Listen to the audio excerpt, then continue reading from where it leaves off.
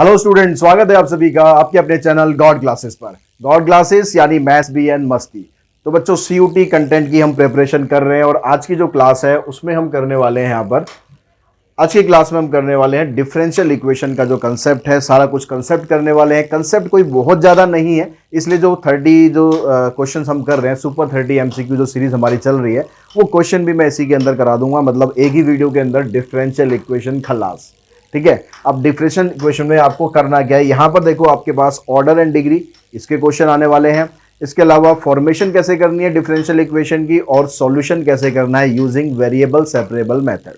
तो ये variable separable method और उसके अलावा वेरिएबल सेपरेबल मेथड के अलावा और कोई मेथड आपको नहीं करना सॉल्यूशन करने के लिए। आपको सिर्फ यहाँ पर वेरिएबल सेपरेबल दिया है। लेकिन ये सब चीज़ें ना हमने जो सीबीएसई एग्जाम था 12th का, उसमें हमने नहीं पढ़ा था, क्योंकि उसके अंदर सिर्फ आपने ऑर्डर एंड डिग्री पढ़ा था, ग्रोथ एंड डीके मॉडल पढ़ा था। लेकिन यहाँ ग्रोथ एंड डीके मॉडल नहीं है, तो थोड़ा सा ध्यान से समझ लेंगे। बेसिक कंसेप्ट को कुछ क्वेश्चंस करेंगे, बड़े आराम से समझ में आ जाएगा, कोई बिल्कुल मुश्किल टॉपिक नहीं है।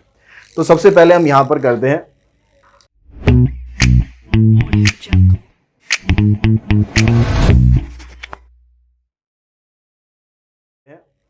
स्टार्ट करते हैं। तो देखिए, अगर मैं कंसेप्ट वाइज बात करूं तो डिफरेंशियल इक्वेशन आप सबको पता है कि डिफरेंशियल इक्वेशन ऐसी इक्वेशंस होती हैं जिसके अंदर आपको डेरिवेटिव्स दिए होते हैं।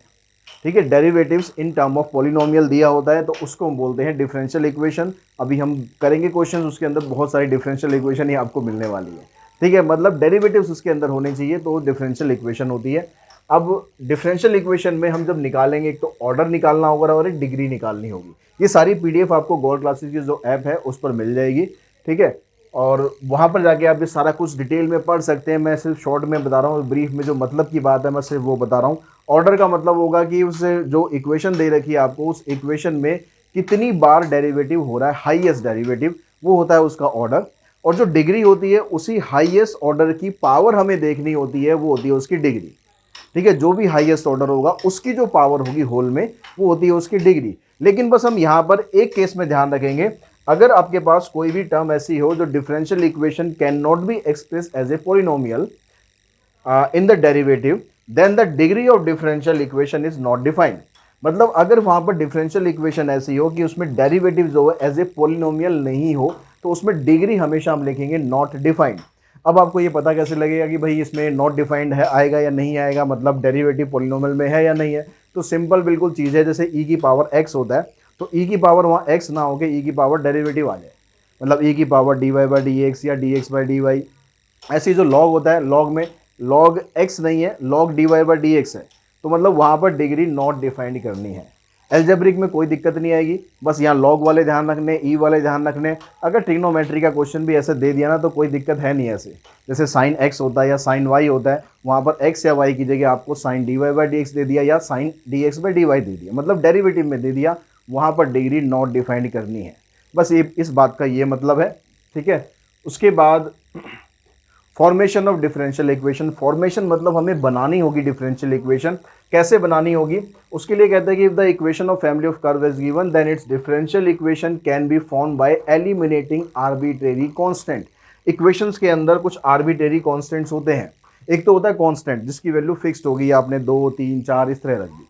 एक बार कांस्टेंट को हम लेते हैं उसमें in term of alphabets, capital A ले लिया, कैपिटल बी ले लिया, उसको हम बोलते हैं यहाँ पर आर्बिट्रेरी कांस्टेंट्स।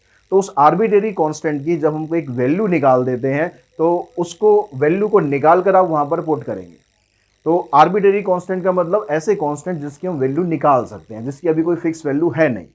ठीक है, given equation and the equation found by differentiation of the given equation of family of curve, since each differentiation yield a new equation, the number of derivative that need to be used equal the number of independent arbitrary constant.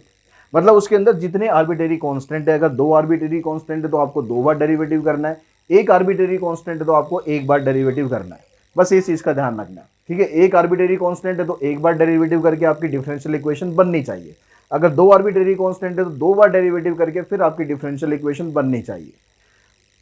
उसके बाद मतलब इसको पूरा करने का process क्या होता है, ये प्रोसेस भी हमें यहाँ पर दे रखा है, एल्गोरिदम। एल्गोरिदम मतलब प्रोसेस। ठीक है, right the given equation of family of curve, जो भी आपको इक्वेशन दे रखी है वो आपने लिखी।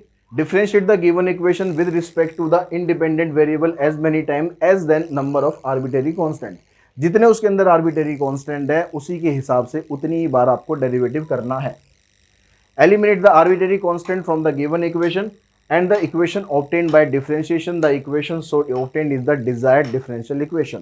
अब जो आपने वहां पर सॉल्यूशन किया है, जो आपने वहां डेरिवेटिव किया है, वहां से आपको आर्बिटरी कांस्टेंट की वैल्यू निकाल कर इक्वेशन में पुट करनी है। उस आर्बिटरी कांस्टेंट को खलास करना है, खत्म करना है बिल्कुल भी, ठीक है। लास्ट में जो इक्वेशन आपके पास आएगी ना, उसमें आर्बिटरी कांस्टेंट नहीं होना चाहिए, तो वो बनेगा आपका डिफरेंशियल इक्वेशन।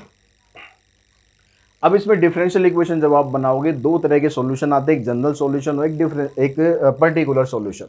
अब जनरल सॉल्यूशन में क्या होता है, जो आर्बिटरी कांस्टेंट होते हैं वो यहां पर प्रेजेंट है, ठीक है। यहां पर ये आर्बिटरी कांस्टेंट प्रेजेंट है, ए और बी, कैपिटल ए और कैपिटल बी। तो अगर यहां पर कैपिटल ए और कैपिटल बी है यहां पर अभी, ठीक है, इसको हम सॉल्व करेंगे। सॉल्व करने के बाद आपके पास ये इक्वेशन आ गई। तो इसमें अगर आर्बिटरी कांस्टेंट प्रेजेंट है तो ये बोला जाएगा general solution of A differential equation. एक डिफरेंशियल इक्वेशन हमें दे रखी है, हमने उसका डेरिवेटिव करके हमने इसको सॉल्व किया, ये हम आंसर पर आ गए, ठीक है। और दूसरा होगा यहाँ पर पर्टिकुलर सॉल्यूशन।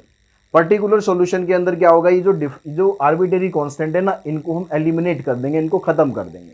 इनको खत्म करने के बाद मान लो हमारे पास ये आ गया, जैसे ए की वैल्यू 5 आ गई, बी की वैल्यू 2 आ गई। इसको खत्म करने के बाद हमारे पास ये इक्वेशन बनेगी, इसको बोलेंगे हम पर्टिकुलर सॉल्यूशन। पर्टिकुलर सॉल्यूशन में कभी भी आर्बिटरी कांस्टेंट नहीं होता, वो खत्म हो जाता है, चाहे उसका ऑर्डर कितना भी हो, चाहे 2 बार डेरिवेटिव हो रहा हो, चाहे 10 बार डेरिवेटिव हो रहा हो। पर्टिकुलर सॉल्यूशन में आर्बिटरी कांस्टेंट नहीं होता, ठीक है। सिर्फ जनरल सॉल्यूशन में आर्बिटरी कांस्टेंट होते हैं। अब उसके बाद हमारे पास डिफरेंशियल इक्वेशन है, उसको हमें सॉल्व कैसे करना है। सॉल्व करने के लिए हम यूज करते हैं वेरिएबल सेपरेबल मेथड, ठीक है। ये वेरिएबल सेपरेबल मेथड में क्या होता है, इस मेथड के अंदर जो y वाली टर्म्स हैं उन सबको हम dy के साथ लेके चले जाते हैं, जो x वाली टर्म्स हैं उनको सबको इसके dx के साथ लेके चले जाते हैं। यानी इक्वेशन हमारे पास कुछ इस टाइप में आ जाती है। यहाँ पर ये आप देख रहे हो gy इंटू में dy, मतलब y वाली टर्म्स y के साथ आ गई हैं और x वाली टर्म dx के साथ आ गई हैं। अब उसके बाद क्या करना है, हमें दोनों तरफ इंटीग्रेशन करना है। इंटीग्रेशन करने के बाद यहाँ पर एक कांस्टेंट c भी आएगा, जो हम इंटीग्रेशन में यूज़ करते हैं। इंटीग्रेशन करने के बाद जो इक्वेशन आपके पास आएगी वो बन जाएगी आपकी डिफरेंशियल इक्वेशन, ठीक है। एक तो हो गया हमारे पास ऑर्डर एंड डिग्री, एक हो गया फॉर्मेशन ऑफ डिफरेंशियल, एक होता है सॉल्यूशन ऑफ डिफरेंशियल इक्वेशन। ये तीन चीज़ें हमें करनी है, इन तीनों के क्वेश्चंस हम करने वाले हैं अभी। तो सुपर 30 क्वेश्चंस की जो सीरीज है उसमें सबसे पहला जो क्वेश्चन है, सबसे पहला क्वेश्चन यहाँ पर आपको दिया हुआ है, कहता है the degree of the differential equation. ये जो आपको डिफरेंशियल इक्वेशन दी हुई है इसकी डिग्री क्या है। तो यहाँ पर सबसे पहला जो क्वेश्चन है उसके अंदर कहता है the degree of differential equation, इस डिफरेंशियल इक्वेशन की डिग्री क्या है। तो यहाँ पर आपको पहले ऑर्डर फाइंड करना है, उस ऑर्डर की जो पावर होगी वो डिग्री होगी, ध्यान रखना। अब ऑर्डर हमारे पास क्या है, यहाँ पर देखो जो हाईएस्ट ऑर्डर है हमारे पास ये है d2y dx स्क्वायर। यहाँ पर कहीं यहाँ पर आपके पास सेकंड ऑर्डर नहीं है, तो जब यहाँ सेकंड ऑर्डर ही नहीं, मतलब यहाँ पर सेकंड ऑर्डर है ही नहीं, हाईएस्ट ऑर्डर यहाँ है ही नहीं, तो इसको सॉल्व करने का कोई हमें फ़ायदा नहीं है, हमें कोई फ़ायदा नहीं है। क्योंकि डिग्री कहाँ से निकलेगी, जहाँ पर हाईएस्ट ऑर्डर होगा। हाईएस्ट ऑर्डर किधर है, इधर आपका हाईएस्ट ऑर्डर है, और यहाँ पर पावर कहीं फ्रैक्शन में नहीं है। अगर पावर फ्रैक्शन में है तो उसको आपको पहले सिंप्लीफाई करना पड़ेगा, लेकिन यहाँ पर पावर फ्रैक्शन में तो नहीं है ना, यहाँ पावर 3 है। तो यहाँ पर अगर आप a माइनस बी का होल क्यूब की आइडेंटिटी लगाओ, खाम का टाइम वेस्ट करो, कोई लॉजिक नहीं है, कोई फायदा नहीं है। आपका जो आंसर है इसकी पावर कितनी है, इसकी पावर कुछ नहीं है, मतलब कुछ नहीं है का मतलब 1 है, जीरो मत कर देना। तो आंसर आ गया हमारा यहाँ पर 1, इसकी डिग्री है यहाँ पर 1। तो आपको जो फोकस करना है वो हमेशा हाईएस्ट ऑर्डर पे करना है, ठीक है। इक्वेशन आपकी स्टैंडर्ड फॉर्मेट में होनी चाहिए। स्टैंडर्ड फॉर्मेट मतलब dy/dx होना चाहिए, d2y d3 जो भी है डेरिवेटिव होना चाहिए, वो रूट वूट में नहीं होने चाहिए। अगर वो है तो उसको आपको हटाना पड़ेगा। अभी क्वेश्चन हम करेंगे, इस तरह के क्वेश्चन भी आएंगे जिसमें हमें हटाएंगे। सेकंड क्वेश्चन में कह रहा है यहाँ पर भी डिग्री बतानी है। अब डिग्री बतानी है, यहाँ पर डेरिवेटिव इधर है, देखो ठीक है, डेरिवेटिव इधर भी नहीं है, डेरिवेटिव इधर भी नहीं है, और यहाँ पर कहीं कोई फ्रैक्शन में नहीं है, कुछ भी नहीं है। बस आपको इसकी पावर देखनी है, इसकी पावर कितनी आ रही है, 2 आ रही है। तो इसका जो आंसर है वो आ जाएगा आपके पास 2, ठीक है। यहाँ पर वैल्यू आ जाएगी आपके पास 2। नेक्स्ट क्वेश्चन पे चलते हैं। यहाँ पर भी डिग्री बतानी है। अब यहाँ पर देखो यहाँ पर सेकंड ऑर्डर डेरिवेटिव है, यहाँ पर डेरिवेटिव है, यहाँ पर देखो ये log आ गया, log का जो log का आर्ग्यूमेंट होता है वो यहाँ पर x नहीं है, यहाँ पर y नहीं है। log का आर्ग्यूमेंट आपको डेरिवेटिव में दे रखा है, और log का आर्ग्यूमेंट मैंने स्टार्टिंग में बताया था, अगर वो डेरिवेटिव में दे रखा हो तो इसका मतलब उसकी डिग्री आप नहीं फाइंड कर सकते हो, उसकी डिग्री होती है नॉट डिफाइंड। यानी इसका आंसर बनेगा हमारा, इसका आंसर बनेगा यहाँ पर डी। ठीक है, इसकी डिग्री डिफाइंड नहीं होगी, क्यों? क्योंकि log का जो आर्ग्यूमेंट है वो डेरिवेटिव में है, वो डेरिवेटिव में नहीं होना चाहिए। नेक्स्ट क्वेश्चन पे चलते हैं, क्वेश्चन नंबर 4। अब यहां पर देखो, यहां आपको ना थोड़ा सिंप्लीफाई करना पड़ेगा। यहां पर आप सीधा इसको लेके आप नहीं कर सकते। क्यों नहीं कर सकते? क्योंकि यहां पर जो ये पावर है ना, ये 3/2 है। पावर फ्रैक्शन में नहीं होनी चाहिए। पावर फ्रैक्शन में है तो पहले आप उसको हटाना पड़ेगा, उसके बाद फिर हम देखेंगे कि भाई उसकी डिग्री क्या बनेगी। अब हटाने का तरीका क्या है? फ्रैक्शन में क्या, नीचे 2 है, इस 2 को हटाना है, ऊपर 3 पड़ा रहने दो, उससे कोई प्रॉब्लम नहीं है हमें 3 से कोई प्रॉब्लम नहीं है, हमें प्रॉब्लम है 2 से। तो यहाँ पर हम क्या करते हैं, दोनों तरफ स्क्वायर कर देते हैं। तो 1 + dy/dx का होल स्क्वायर, सॉरी स्क्वायर, और इसकी होल पावर है 3/2। तो आपने क्या करना है, यहाँ पर इसका स्क्वायर कर दिया, मतलब पावर 2 कर दी, इधर भी पावर 2 कर दो भाई, दोनों तरफ करना पड़ेगा ना स्क्वायर। तो अब यहां से ये कैंसिल हो गया। अब पावर फ्रैक्शन में तो नहीं रही, अब पावर आ गई क्यूब। अब पावर क्यूब आ गई है तो इसको अब सॉल्व करने की जरूरत नहीं है। क्यों नहीं है? क्योंकि ऑर्डर तो हमें वहां से मिलेगा, और ऑर्डर वहां से मिलेगा तो डिग्री भी वहीं से मिलेगी। तो डिग्री कितनी है इसकी? 2। तो आंसर आ गया इसका 2। तो फोर्थ का ऑप्शन आ गया हमारा सी। नेक्स्ट देखो, क्वेश्चन नंबर 5। अब 5th में आपके पास यहाँ पर क्या है, यहाँ dy/dx की पावर 5 है, यहाँ पर d3y की पावर 2 है, यहाँ पर d2 की पावर 3 है, ना यहाँ पर log है, ना यहाँ पर एक्सपोनेंशियल फंक्शन है। तो मतलब वैलिड है आपके पास डिफरेंशियल इक्वेशन। अब हाईएस्ट ऑर्डर यहाँ पर एक बार हो रहा है, यहाँ 3 बार हो रहा है, यहाँ 2 बार हो रहा है। तो हाईएस्ट ऑर्डर तो इधर है, तो इसकी पावर कितनी है? इसकी पावर है 2। अब इसकी पावर 2 है तो यहाँ पर क्या पूछा आपसे? ऑर्डर भी पूछा है और डिग्री भी पूछी है। तो ऑर्डर हमारे पास कितना बना? यहाँ पर हाईएस्ट ऑर्डर कितना आ रहा है? 3। तो हाईएस्ट ऑर्डर 3 किधर है? इधर है और इधर है। अब उसकी डिग्री कितनी है? उसकी पावर कितनी है? 2। तो उसकी पावर 2, यहाँ पर डिग्री आ गई आपके पास 2, यानी आंसर बन गया 3, 2। ठीक है, तो जो हमारा ऑर्डर होगा उसके हिसाब से आपको डिग्री देखनी है। यहां पर कहता है which of the following is second order differential equation. यहां पर कौन सी इक्वेशन है जो सेकंड ऑर्डर में है? सेकंड ऑर्डर मतलब डेरिवेटिव 2 बार हो रहा है। अब डेरिवेटिव यहां पर देखो, यहां तो एक ही बार हो रहा है, उसका स्क्वायर हो रहा है, वो एक अलग चीज है। स्क्वायर हो चाहे क्यूब हो, उससे कुछ फर्क नहीं पड़ेगा, डेरिवेटिव देखना है आपको। यहां पर डेरिवेटिव देखो 2 बार हो रहा है, यहाँ डेरिवेटिव 3 बार हो रहा है। तो हाईएस्ट ऑर्डर इधर 3 आ रहा है, इधर 2 आ रहा है, और इधर 1 आ रहा है। तो हमारा आंसर क्या बनेगा? आंसर बनेगा हमारा सी, क्योंकि हाईएस्ट ऑर्डर यहां पर आ रहा है 2 बार। तो ये हमारी डिफरेंशियल इक्वेशन बनेगी जिसका ऑर्डर होगा 2। ठीक है, तो क्वेश्चन नंबर 6 का आंसर बनेगा हमारा सी। 7th पे चलते हैं। अब यहां पर आपसे डिग्री पूछी है। अब डिग्री पूछी है तो यहाँ एक्सपोनेंशियल फंक्शन है, और एक्सपोनेंशियल फंक्शन की पावर डेरिवेटिव में दी है। अब पावर डेरिवेटिव में दी है तो भाई पॉसिबल नहीं है डिग्री निकालना, पॉसिबल नहीं है। तो हमारा आंसर क्या बनेगा यहाँ पर? Not defined. आप इसको सॉल्व नहीं कर सकते। 8th क्वेश्चन पे चलते हैं। अब यहाँ पर देखो डिफरेंशियल इक्वेशन दो है लेकिन रूट में है। अब रूट में हटाने के लिए क्या करना है आपको? स्क्वायरिंग करनी है। तो इधर भी स्क्वायरिंग कर दो, उधर भी स्क्वायरिंग कर दो। तो यहाँ पर स्क्वायरिंग करा हमने, ये dy/dx का होल स्क्वायर। ठीक है, ये है। यहाँ पर जब आप स्क्वायरिंग करोगे तो रूट खत्म हो जाएगा, और यहाँ पर स्क्वायरिंग करेंगे। अब यहाँ से ये खत्म, तो आपके पास क्या बचा? 1 + dy/dx का होल स्क्वायर, ये बच गया। अब यहाँ पर कुछ भी आप करो कुछ फर्क पड़ना नहीं है, क्योंकि डेरिवेटिव तो यहीं पर हो रहा है। डेरिवेटिव एक बार हो रहा है, उसकी पावर 2 आ रही है। तो यहाँ पर पूछा क्या? डिग्री पूछी है, तो डिग्री हो जाएगी यहाँ पर 2। तो आंसर बनेगा आपका 2। ठीक है, यानी 8th का आंसर बनेगा हमारा बी। 9th पे चलते हैं। 9th क्वेश्चन में अब यहाँ पर आपसे डिग्री पूछी है, लेकिन डिग्री आप बता नहीं सकते। क्यों नहीं बता सकते? क्योंकि लॉग का जो आर्ग्यूमेंट है वो डेरिवेटिव में है। लॉग का जो आर्ग्यूमेंट है वो डेरिवेटिव में है, इसलिए आप उसकी डिग्री नहीं बता सकते। तो डिग्री आएगी इसकी नॉट डिफाइंड। 10th पे चलते हैं। अब 10th में यहाँ पर स्क्वायर आ रहा है, तो आप पहले स्क्वायर को हटाओ। अब स्क्वायर को हटाने के लिए दोनों तरफ स्क्वायरिंग करनी है। अब स्क्वायरिंग करेंगे तो यहाँ से तो रूट हट जाएगा, यहाँ से ये आ जाएगा आपके पास और यहाँ पर स्क्वायर लग जाएगा। तो इक्वेशन तो हमारी ठीक हो गई, पावर फ्रैक्शन में अब कहीं नहीं है। हमें क्या बताना है यहाँ पर, डिग्री। तो डिग्री के लिए पहले ऑर्डर देखेंगे, भाई यहाँ पर हाईएस्ट ऑर्डर है, यहाँ तो सेकंड डेरिवेटिव है ही नहीं, तो इसकी पावर खोल के हम करेंगे भी क्या, कुछ नहीं करेंगे, टाइम वेस्ट करेंगे, टाइम वेस्ट हमें करना नहीं है। तो यहाँ पर हम करेंगे इसकी पावर कितनी है, इसकी पावर है 1, तो आंसर बनेगा हमारा इसका ए। तो 10th का आंसर बन गया हमारा ए। तो क्वेश्चन नंबर 11 देखते हैं। 11th में अब कहता है कि भाई the order and degree of the differential equation. अब यहाँ पर लेकिन डेरिवेटिव नहीं दिया हुआ, डेरिवेटिव हमें निकालना पड़ेगा, मतलब डिफरेंशियल इक्वेशन बनानी पड़ेगी, तभी तो हम इसका ऑर्डर और डिग्री बताएंगे। अब डेरिवेटिव हम कितनी बार करेंगे ये देखने के लिए आपको देखना है यहाँ पर आर्बिट्रेरी कांस्टेंट। तो आर्बिट्रेरी कांस्टेंट यहाँ पर आपको दिया हुआ है सी। तो एक ही आर्बिट्रेरी कांस्टेंट है, मतलब आपको डेरिवेटिव एक बार करना है और एक बार डेरिवेटिव करने पर सी को एलिमिनेट करना है। अब सी एलिमिनेट अगर हम ऐसे डेरिवेटिव करेंगे तो एक बार में नहीं होगा, तो हम क्या करते हैं, उस 3 को वहाँ से हटाकर पहले हम यहाँ पर इधर ले आते हैं। अब इधर लाने का मतलब है कि y की पावर बन जाएगी 2/3, मतलब क्यूब रूट हो जाएगा, और इधर आ गया आपके पास x माइनस सी।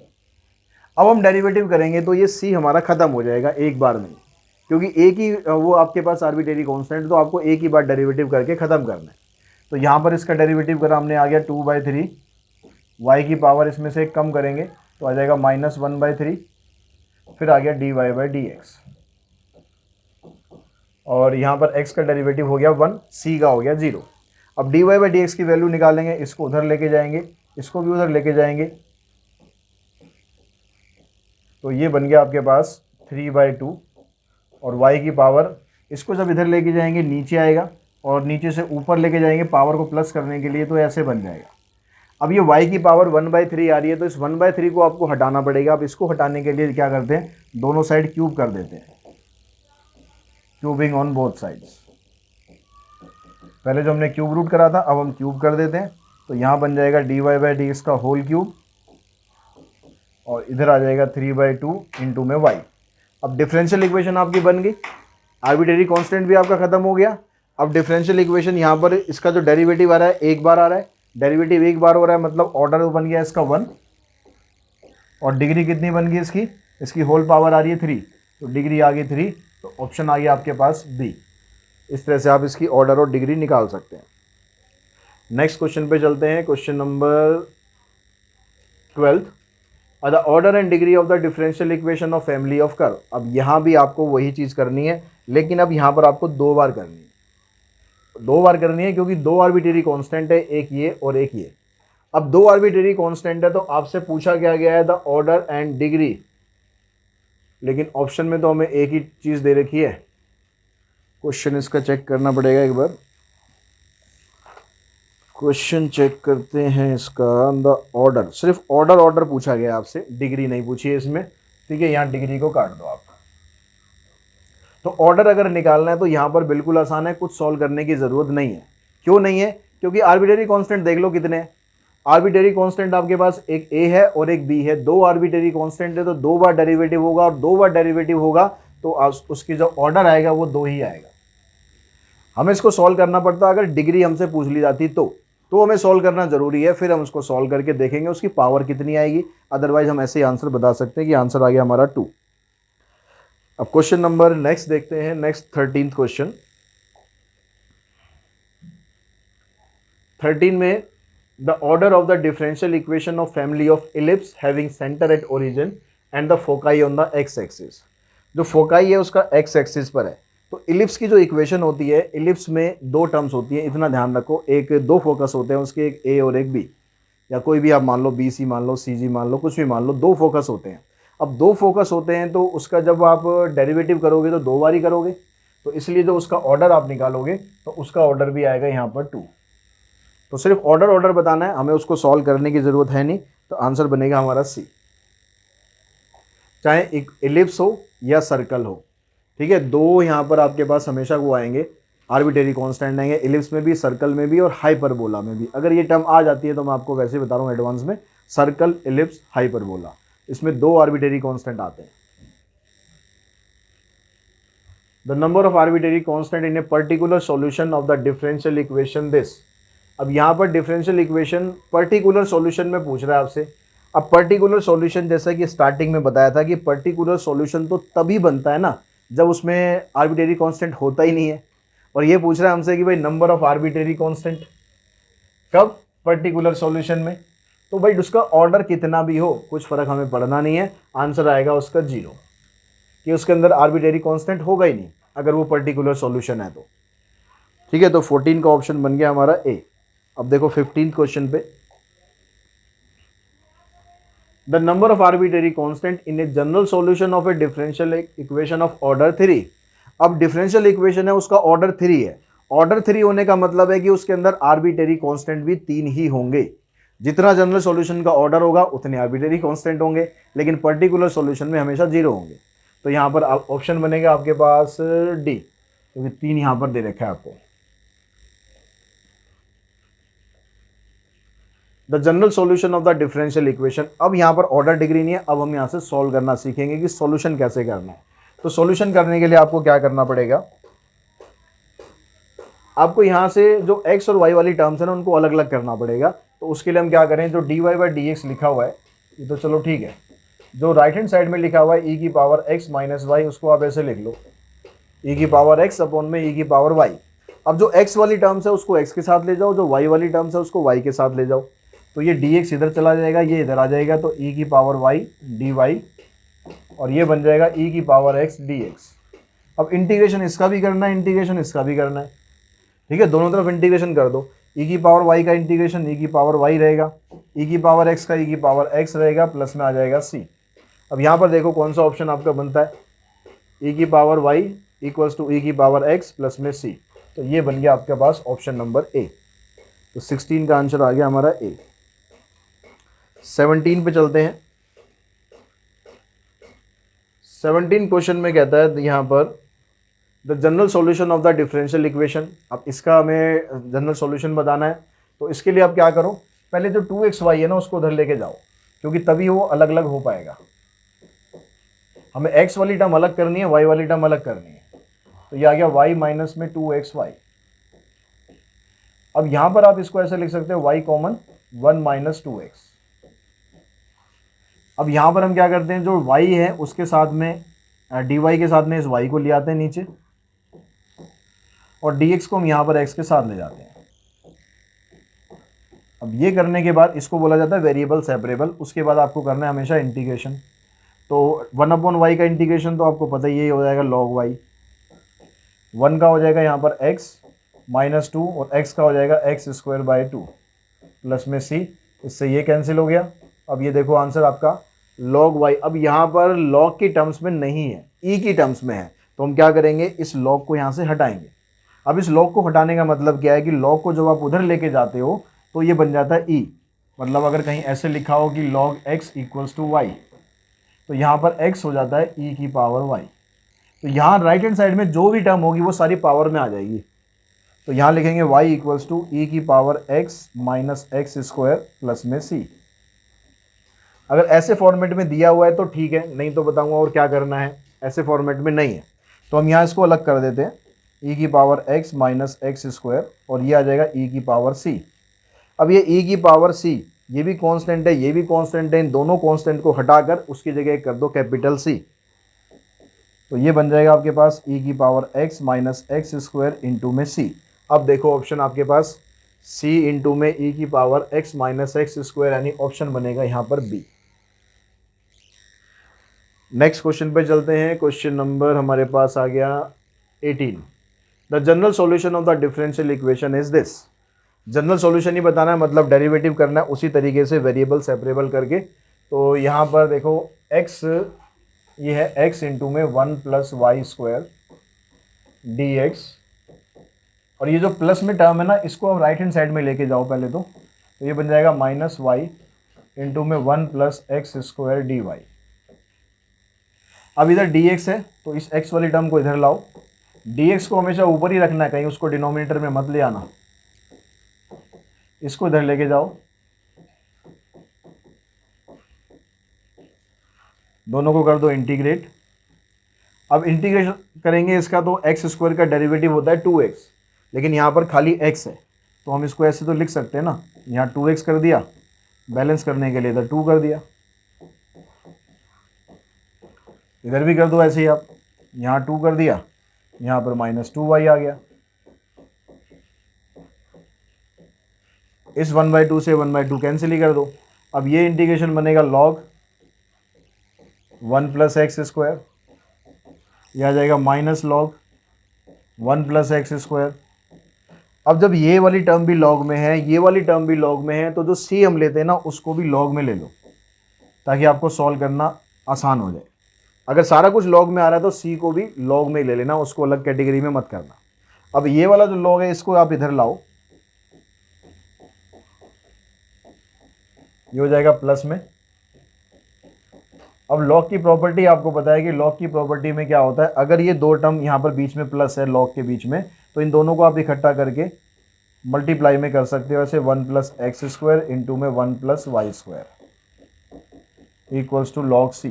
अब दोनों तरफ से log खत्म हो जाएगा, बचेगा आपके पास 1 + x²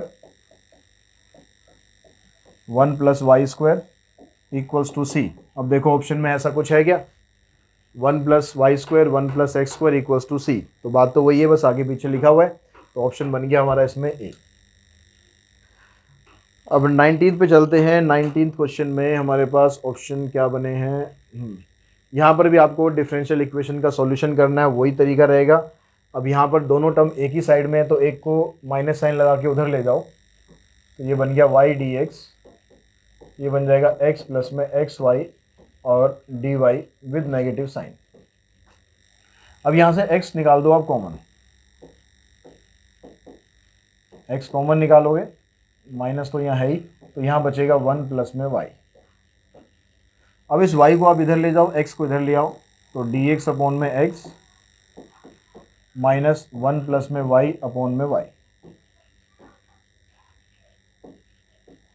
अब इंटीग्रेशन कर देते हैं इन दोनों का, इसका इंटीग्रेशन तो हो जाएगा log x, लेकिन अभी इसका इंटीग्रेशन नहीं कर सकते क्योंकि ऊपर वाले की डिग्री और नीचे वाले की डिग्री सेम है।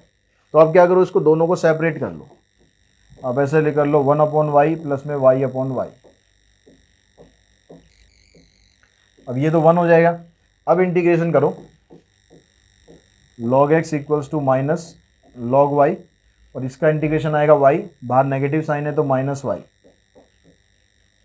इस log को आप इकट्ठा करो। अब देखो यहाँ log में नहीं लिया मैंने क्योंकि y तो ऐसे कैसे ही है ना, अभी इस log को इधर लाके इकट्ठा कर लो, log x प्लस में log y equals to -y plus में c। ये बन जाएगा आपके पास log xy। अब आंसर log की टर्म्स में नहीं है, c की टर्म्स में है, तो आप इस log को उधर ले जाओगे, जैसे अभी समझाया था उसी तरीके से, लेफ्ट हैंड साइड में रह जाएगा xy और ये बन जाएगा e की पावर -y प्लस में c। अभी c को आप अलग कर दो, e की पावर -y इंटू में e की पावर c, मतलब ये कांस्टेंट हो गया, और आंसर बन गया आपका e की पावर -y इंटू में c। अब देखो यहाँ पर ऑप्शन में xy इक्वल्स टू e की पावर -y इंटू में c, ऑप्शन बन गया आपका यहाँ पर c। नेक्स्ट क्वेश्चन पे चलते हैं, क्वेश्चन नंबर 20। यहाँ कहते हैं the solution of differential equation is this. वही चीज़ आपको सॉल्यूशन भी बतानी है। आप सॉल्यूशन बताएंगे तो आप इसको पहले अलग अलग लिख लो, dy/dx इक्वल्स टू y की पावर 1/3 और ये आ जाएगा x की पावर 1/3। अब इसको x के साथ ले जाओ, इसको इधर लाओ, तो 1 में y की पावर 1/3 और 1 x की पावर 1/3। दोनों को हम ऊपर लेके जाते हैं तो y की पावर -1/3, इसको इंटीग्रेट कर दो, x की पावर -1/3, इसको इंटीग्रेट कर दो। तो पावर फार्मूला लगाएंगे तो y की पावर इसमें करेंगे हम 1 ऐड, तो 1 ऐड करने पर ये बन जाएगा 2/3, इधर आ जाएगा 3/2, इधर भी आ जाएगा ऐसे ही 2/3, इधर आ जाएगा 3/2 प्लस में c। अब यहाँ पर देखो ऑप्शन में क्या आपके पास है क्या कुछ ऐसा, इसको मैं इधर ले आऊँगा तो पावर हमारे पास 3/2 3/2, तो हम ऐसा करते हैं 3/2 से कॉमन निकाला, y की पावर 2/3 माइनस x की पावर 2/3, ये बन गया। इस 3/2 को ले जाओ राइट हैंड साइड में, y की पावर 2/3 x की पावर 2/3 और ये बन गया यहाँ से 2c अपॉन में 3। अब यहाँ पर 2c अपॉन में 3 आ जाए या 3 अपॉन में 2c आ जाए, रहेगा तो वो कांस्टेंट ही ना। अब रहेगा कांस्टेंट है तो इस पूरे को आप c में कन्वर्ट कर दो, तो ये बन गया आपके पास y की पावर 2/3 x की पावर 2/3 इक्वल्स टू c। अब देखो ऑप्शन में हमारे पास क्या आ रहा है, y की पावर 2/3 x की पावर 2/3 इक्वल्स टू c, तो ऑप्शन बन गया हमारे पास इसका ए। क्वेश्चन नंबर 21 पे चलते हैं। General solution of the differential equation, वही चीज़ आपसे पूछी जा रही है बार बार, इसी तरह के क्वेश्चन आने हैं क्योंकि और तो हमारे पास सिलेबस में ज़्यादा कुछ है नहीं इसमें। उसको उस साइड लेके जाओगे तो माइनस साइन लगा दो। अब यहाँ dx है तो x वाली टर्म को यहाँ रखो, इसकी ब्रैकेट खोल के रख लो, -1 प्लस में y अपॉन में y, इधर dy आ गया, इधर dx आ गया। ठीक है, लेकिन यहाँ पर अभी सेपरेट करना पड़ेगा आपको। ये 1/x का दो, ये x/x मतलब 1 हो जाएगा। इसका इंटीग्रल करेंगे, यहाँ पर कर देंगे -1/y और y/y ये भी 1 हो जाएगा। इसका इंटीग्रेशन करेंगे log x, इसका करेंगे x आ जाएगा क्योंकि कटने के बाद 1 बचेगा। इसका करेंगे -log y, इसका कर देंगे y प्लस में c। अब ये log y है, इसको आप इधर लाओ log x plus log y। ठीक है, बाकी वो x को भी इधर ले आते हैं, y को भी इधर ले आते हैं, c को उधर छोड़ते हैं। इसमें log की प्रॉपर्टी लगाकर ये बन जाएगा log x y प्लस में x minus y equals to c। अब देखो ऑप्शन में है क्या, log x y प्लस में x minus y equals to c, तो ऑप्शन बन गया आपका इसमें ए। क्वेश्चन नंबर 22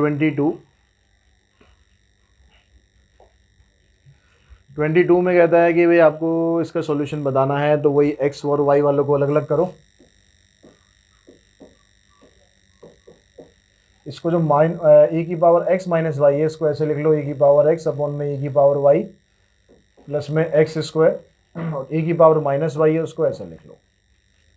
तो e की पावर y दोनों में से एलसीएम लेके ले आओ राइट हैंड साइड में, तो e की पावर y बनेगा खाली, और इस साइड आ गया e की पावर x प्लस में x स्क्वायर, ये बन गया आपका इधर dx और इधर बन गया dy। दोनों का कर दो आप इंटीग्रेशन, इसका तो सेम ही रहेगा, इसका भी सेम आ गया, इसका आ जाएगा 2x प्लस में c। अब देखो e की पावर x और y को आपने अलग अलग कर रखा है, x की पावर 2 है, सॉरी यहाँ पर x की पावर 2 है तो इसका डेरिवेटिव कर दिया मैंने, इसका करना है मैं इंटीग्रेशन। इसको इधर लाओ, e की पावर y माइनस e की power x equals to x cube upon में 3 प्लस में c। अब देखो ऑप्शन में है कहीं e की पावर y माइनस e की पावर x, x की पावर 3 अपॉन में 3 प्लस में c, तो आंसर बन गया हमारा इसका c। नेक्स्ट क्वेश्चन नंबर 23, यहाँ पर आपसे पूछता है general solution of the differential equation. तो dy by d x 2x, e की पावर है ऐसे e की पावर x स्क्वायर, और जो माइनस में है वो आ जाएगा e की पावर y। अब e की पावर y को आप इधर ले आओ, और ये बन गया 2x e की पावर x स्क्वायर। दोनों का इंटीग्रेशन करेंगे तो e की पावर y का तो e की पावर y रहेगा। अब यहाँ पर इसका इंटीग्रेशन अभी डायरेक्टली नहीं होगा, हम यहाँ पर क्या करेंगे, इसको पुट करके करना पड़ेगा। एक्स स्क्वायर को आप पुट करो t, क्यों कर रहे हैं इसको पुट t में, क्योंकि इसका डेरिवेटिव आपको यहाँ दिया हुआ है। तो ये बन गया आपके पास 2x, यहाँ पर इसको डेरिवेटिव करेंगे तो 2x dx equals to dt आ गया। तो आपके पास 2x dx की वैल्यू आ गई dt, यानी जो 2x dx है इसकी जगह आ गया dt। तो ये क्या बन गया, e की पावर t dt, और e की पावर t का इंटीग्रेशन e की पावर t प्लस में c। ठीक है, तो हमारे पास क्या बना, ये e की पावर y तो इधर है ही, e की पावर t की जगह रख देंगे x स्क्वायर। अब ये आपके पास ऑप्शन बनेगा, इसको आप इधर लाओगे तो e की पावर y या यही बन जाएगा option number B. Question number 24,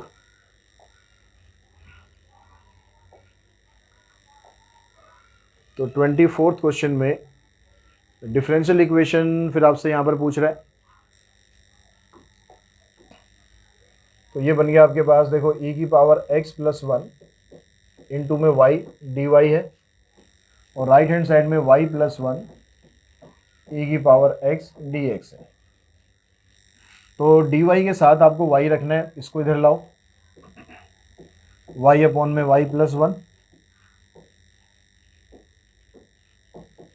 इसको आप इधर ले जाओ, e की पावर x अपॉन में e की पावर x प्लस 1, इसको भी इंटीग्रेट करेंगे। अब यहाँ पर इसको थोड़ा सा आपको बैलेंस करना पड़ेगा क्योंकि डेरिवेटिव और यहाँ पर डिग्री दोनों की सेम है। तो यहाँ पर आप जैसे, और देखो जैसे ये है ना ऐसे ही है बिल्कुल, तो बिल्कुल इसी एक ही तरीके से करेंगे। यहाँ पर इसको लिख लेंगे y प्लस 1 माइनस 1, और जो नीचे वाली टर्म है इसको आप ऐसे अलग अलग कर दो,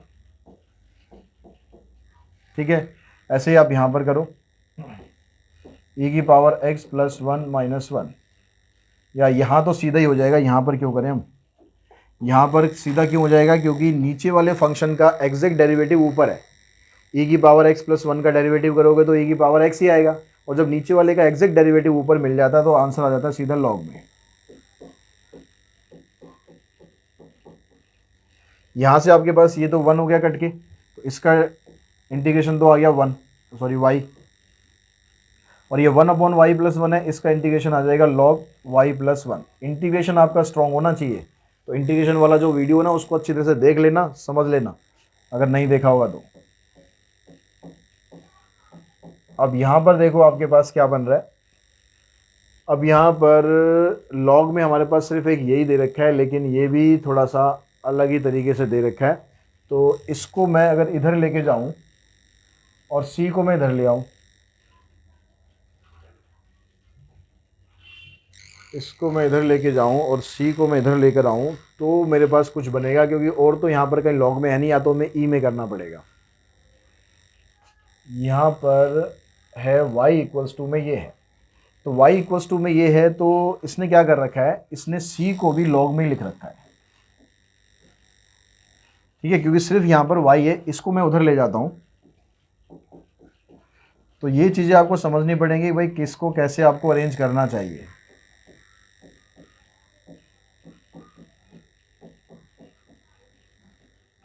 अब ये सारा कुछ लॉग में है, बीच में प्लस का साइन आ रहा है, तो इनको मैं इकट्ठा करूँगा तो लॉग में क्या बन जाएगा, इन सब का प्रोडक्ट y प्लस 1 e की पावर x प्लस 1 और c, और यही आपको दे रखा है यहाँ पर y equals to log y plus 1 e x plus 1 और c, ये स्टार्टिंग में लिखा हुआ है, ठीक है। उसके बाद नेक्स्ट क्वेश्चन पे चलते हैं। नेक्स्ट क्वेश्चन हमारे पास है question number 25, the solution of the differential equation. अब सॉल्यूशन आपको बताना है, लेकिन यहाँ पर आपको ये जो चीज़ दे रखी है ना, ये पर्टिकुलर सॉल्यूशन के लिए दे रखी है। निकालना पहले जनरल सॉल्यूशन ही है, तो पहले आप वैसे ही करो जैसे हम करते आ रहे हैं, dy माइनस dy अपॉन में dx minus y equals to 1 है, इसको उधर लेके जाओ,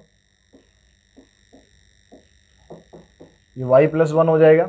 अब यहाँ x तो कहीं है नहीं, तो इस y प्लस 1 को इधर नीचे लाओ, इधर आ गया आपके पास dx, दोनों को इंटीग्रेट करो, ये बन जाएगा लॉग में, ये आ गया x प्लस में c। अब यहाँ पर ऑप्शन में कहीं लॉग नहीं है, e में है, तो आप इसको e में कन्वर्ट कर लो, यहाँ से लॉग को हटाओ, ये बन जाएगा e की पावर x प्लस में c, फिर इसको आप अलग अलग कर देंगे, e की पावर x इंटू में e की पावर c, तो ये बन जाएगा आपके पास खाली c।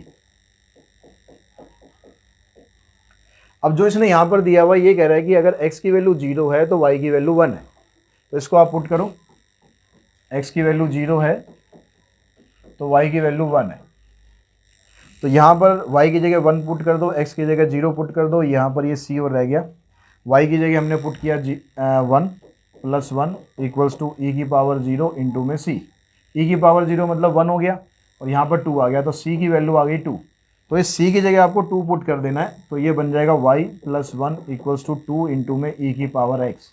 अब देखो आपके पास है क्या कुछ ऐसा, इस 1 को मैं अगर उधर ले जाऊँ तो ये ऑप्शन डी बन रहा है, y इक्वल्स टू e की पावर 2x माइनस 1।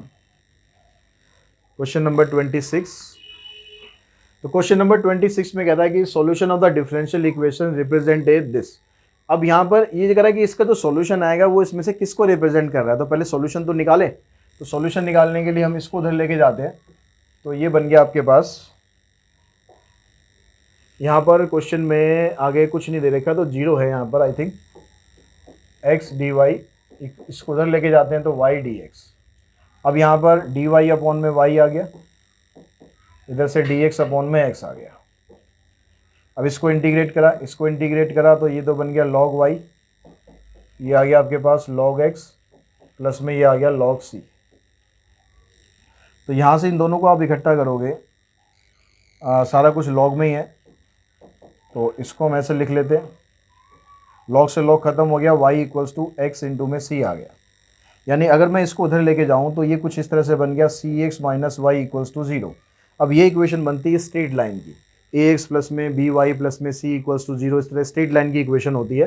तो यहाँ पर इसमें से हमारे पास straight line passing through origin, passing through origin क्यों है, क्योंकि यहाँ पर कांस्टेंट नहीं है। अगर आप y को 0 पुट करोगे तो x भी 0 ही आएगा, तो इसलिए ये ओरिजिन से पास कर रहा है। ऑप्शन बनेगा इसमें हमारा सी। Question number 27। अब 27 में देखो यहाँ पर क्या बन रहा है, solution of differential equation is this. यहाँ पर भी सॉल्यूशन करते हैं पहले। तो y dy by d x, ये जो x है उसको उधर लेके जाओ, इसको इधर लेके गए, दोनों तरफ इंटीग्रेशन करा तो ये बन जाएगा y स्क्वायर बाई 2, ये कुछ नहीं आएगा यहाँ पर, और इधर से बन गया आपके पास minus x square by 2 plus में c। इसको इधर लेकर आते हैं, तो एक्स स्क्वायर बाई 2 प्लस में वाई स्क्वायर बाई 2। अगर दोनों में यहाँ पर स्क्वायर आ जाए, दोनों में स्क्वायर आ जाए और दोनों का कोफिशिएंट सेम हो, तो ये सर्कल की इक्वेशन होती है। ठीक है, अगर ये कोफिशिएंट डिफरेंट हो गया तो एलिप्स की बन जाती है। तो यहाँ पर 1/2 है, यहाँ भी 1/2 है, दोनों का कोफिशिएंट सेम आ रहा है, तो इसलिए ये बनेगा हमारे पास सर्कल। क्वेश्चन नंबर 28 देखो, 28 में भी आपसे यही पूछ रहा है कि भाई ये कौन सी फैमिली की इक्वेशन है। तो फिर आप वही काम करो, पहले y को उधर लेके जाओ, सिंप्लीफाई करो इसे, ये आ गया 3 प्लस में y। अब यहाँ से y के साथ आप लाओ इसको 2y अपॉन में 3 प्लस में y, और ये आ जाएगा dx अपॉन में 2x। ठीक है, इसको दोनों को इंटीग्रेट करते हैं, दोनों तरफ से इंटीग्रेट करेंगे तो आपके पास क्या बन रहा है, यहाँ पर देखो, इसको इंटीग्रेट करा हमने तो ये आ जाएगा log में, ये भी आ जाएगा log में, यहाँ पर ये 1/2 तो बाहर रहेगा, आ जाएगा log x प्लस में, इसको भी आप ले लो log में। अब यहाँ से यहाँ ये जो 2 है ना, इस 2 को हटा के आप इधर लेके जाओगे, क्योंकि जब तक ये 2 नहीं हटेगा तब तक हम log में इसको इकट्ठा नहीं कर सकते। log की प्रॉपर्टी लगाकर ये 2 इधर चला जाएगा, या बेटर तरीका ये है कि इस 2 को हम इधर ले आए तो आपको आसान रहेगा करना। वहाँ पर लेके जाओगे तो पावर हाफ हो जाएगी, यहाँ लाएंगे तो 2 बन जाएगा। यहाँ पर रह गया आपके पास log x प्लस में ये जो 2 है ना, आप देखो एलसीएम लेके ये 2 इधर आएगा, डायरेक्ट नहीं आ जाएगा क्योंकि ये भी तो है ना साथ में, तो यहाँ पर भी आप 2 लगा दो। अब यहाँ पर ये 2 गया पावर में, यहाँ से log x प्लस में ये आ जाएगा log c स्क्वायर। तो log c स्क्वायर, अब इन दोनों को इकट्ठा करोगे आप, तो यहाँ पर तो log है हमारे पास, अब यहाँ पर इन दोनों को इकट्ठा करोगे तो ये बन जाएगा log of x c square. दोनों तरफ से log हटाया हमने, ये तो c स्क्वायर है, इसको तो आप c लिख सकते हैं क्योंकि ये तो कांस्टेंट है। तो अब यहाँ पर देखो y जो है वो होल स्क्वायर में आ रहा है और x में स्क्वायर नहीं है। जब एक में स्क्वायर होगा और एक में स्क्वायर नहीं होगा तो वो इक्वेशन बनती है पैराबोला की। ये चीज़ ध्यान रखना, ठीक है। अगर एक में स्क्वायर है एक में नहीं है तो पैराबोला है। दोनों में अगर डिग्री 1 आती है, यानी एक्स की पावर भी 1 आती है, वाई की पावर भी 1 आती है, तो वो लाइन है। और दोनों में अगर पावर 2 आ जाती है तो वो या तो सर्कल बनेगा या इलिप्स बनेगा। सर्कल बनेगा तो दोनों बराबर आएंगे और इलिप्स बनेगा तो दोनों डिफरेंट आएंगे उनके कोफिशिएंट। तो ये बनेगा हमारा पैराबोला। क्वेश्चन नंबर देखो 29 क्वेश्चन में आपको ऐसे दिया हुआ है और यहाँ बोल रहा है कि भाई the solution of initial value problem. तो आपको कोई पर्टिकुलर सॉल्यूशन निकालना है और ये एनटीए के मॉक टेस्ट में क्वेश्चन आया हुआ है। तो यहाँ पर हम क्या करते हैं, dy बाई डी एक्स, ये बनेगा e की पावर 2x इंटू में e की पावर y। इस y को आप इधर लाओ, dy अपॉन में e की पावर y, ये आ जाएगा e की पावर 2x और dx आ जाएगा इधर। दोनों को इंटीग्रेट करेंगे, ये बनेगा e की पावर माइनस y। ठीक है, पहले e की पावर माइनस y ऐसे बना लेना, फिर इंटीग्रेट करना। इसका तो हो ही जाएगा e की पावर 2x बाई 2 प्लस में c। इसका करेंगे e की power minus y divided by -1 मतलब माइनस आ गया।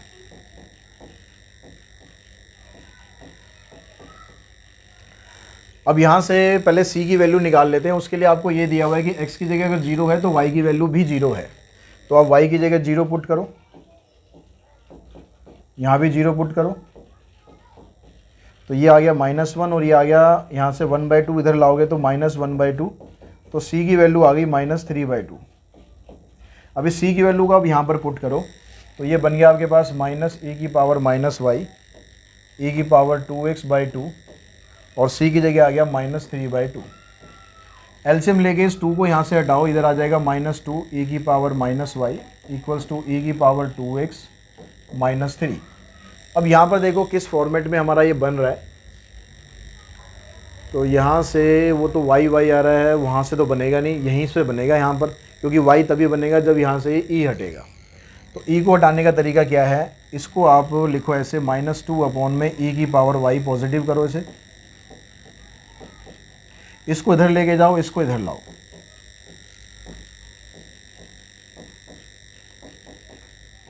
अब यहाँ से इस e को हटा के इधर लाओगे तो ये बन जाएगा लॉग में। तो y की वैल्यू क्या बनेगी, लॉग ऑफ -2 अपॉन में e की पावर 2x -3। तो हमारे पास ऑप्शन बना कौन सा, -2 नहीं आ रहा इसमें, -2 यहाँ भी नहीं है। हाँ, ऑप्शन हमारे पास बन रहा है ये ए, 2 अपॉन में e की पावर। अच्छा, यहाँ पर देखो ये उल्टा है, 3 माइनस e की पावर 2x है, मतलब यहाँ से अगर माइनस आप कॉमन निकाल दोगे तो ये बन जाएगा e की 3 पहले आ जाएगा और माइनस e की पावर 2x बाद में आ जाएगा। तो हमारे पास ये ऑप्शन नंबर बनेगा इसका ए। ये भी आपसे पूछा गया है अभी एनटीए का जो मॉक टेस्ट है उसमें, the sum of the order and degree. तो ऑर्डर यहाँ पर देखो, ऑर्डर यहाँ पर 2 है और डिग्री भी 2 है, क्योंकि उसी की पावर आपको देखनी है। तो ऑर्डर भी 2 है, डिग्री भी 2 है, तो इनका सम करोगे तो आ जाएगा 4। ऑप्शन बनेगा इसमें डी। तो इसी क्वेश्चन के साथ ही ये डिफरेंशियल इक्वेशन के क्वेश्चन और बेसिक कंसेप्ट सारा मैंने इस वीडियो में करा दिया है। आई होप आप सबको समझ में आ गया होगा। प्रैक्टिस करो अच्छी तरीके से, अपनी तैयारी करो। बाकी मिलते हैं अगले वीडियो में। आज की वीडियो में इतना ही। Thanks to all of you.